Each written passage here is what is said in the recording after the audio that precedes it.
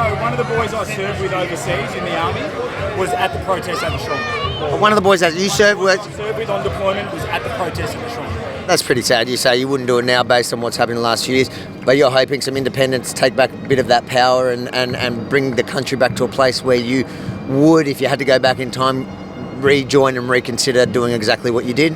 Well, yeah, I mean, it's, I hope so. I hope things can get better, but yeah, I guess at the disappointment, the current state of affairs, yeah.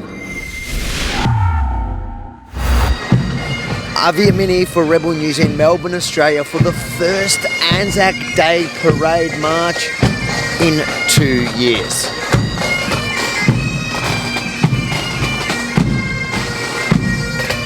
It's good to see everyone out about again. It's really, really good. I actually went to Perth last year thinking that they were going to be open, got there and got locked down. It was crazy. After the last couple of years and even last year with the way they had the shrine fenced off, that was appalling. So this year the weather's been on our side, crowds out, fantastic. Have a look, have a listen. It's awesome. It's Melbourne's come back alive. That's it. That's what we want. We want Melbourne to come back alive. Sick of the masks, sick of COVID, sick of staying home. We want to go to the footy and we want to live. Sounds like a conspiracy theorist. Beautiful weather. I'm from Perth, so we've always had ours, but yeah, it's great that people are coming out and respecting the diggers. It's been moving, man. Like, we haven't had a lot of, since COVID.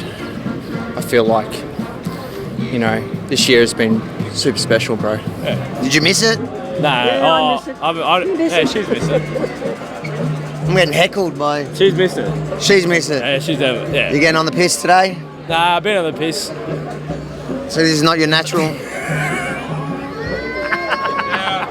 Good to see Anzac Day back to normal. Catch up with old mates, talk about the ones that aren't here anymore, that sort of thing. For me, I guess it's, commemorating the people who have served and for me just catching up with my mates, yeah. What's harder, your service or being a granddad? Oh, I don't know.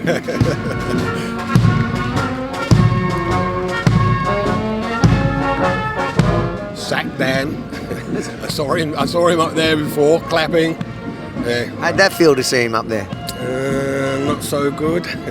And I'm happy to see all this. Unfortunately, we had to do eyes right there with Uncle Dan up there, sitting down. That's all right. How'd you feel seeing Uncle Dan? Oh, I get angry. I really do. After the last couple of years, the way we've been treated, I'd get angry.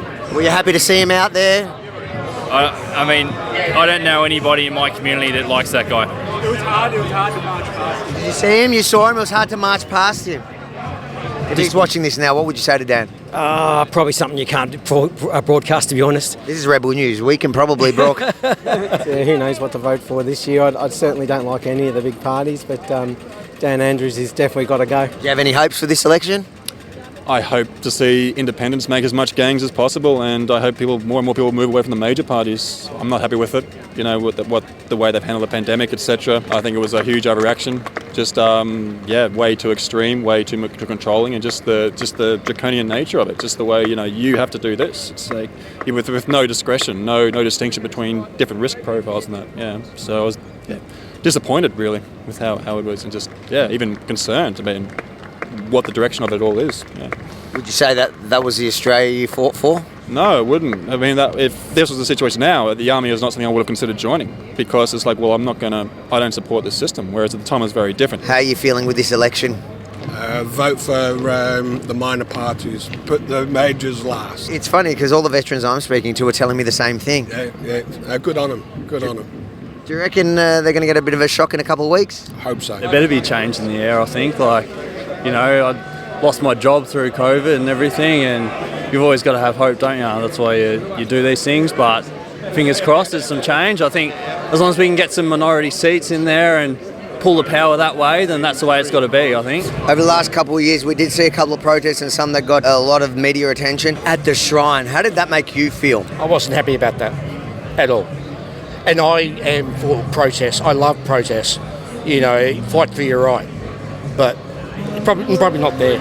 It's a really tough one. I know very respected people in the military that both were against it, and others highly respected, have a perfect service record, that thought it was okay. Some of them said things like, that's what we fought for, to be able to have these types of protests.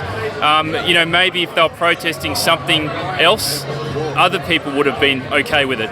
So I think what you're protesting depends on whether you accept it or not. It's virtually like going to a cemetery and standing on someone's grave and doing it that way. Yeah. Look, I know and I appreciate their sentiment, but yeah, it just made me a bit thingy, you know. I went, oh yeah, guys. Well, you've served here in Australia, so you have every right to have that opinion, and I appreciate and respect you for your service, and thank you. One of the boys I served with overseas in the army was at the protest at the shrine. One of the boys that you served with? I served with on deployment was at the protest at the shrine. Anzac Day 2022 in Melbourne, Australia. While the numbers may not be what we'd seen pre-COVID-19, it didn't seem to bother the heroes of today. They were just happy to be out and about again. The only complaint that I heard from some of the veterans here was the fact that they had to march past Dan Andrews, which I can sympathise with, having to march past the smug Premier who shut this march down over the past 2 years.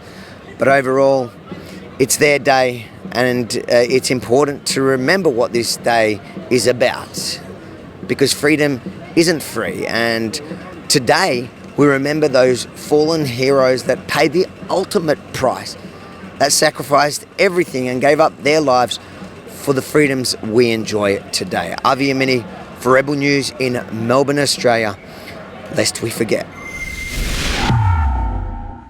I love your work. Thank you, mate. And I think you're doing a great job. I love your courage. Thank you for your service as well, mate. Yeah, you're welcome.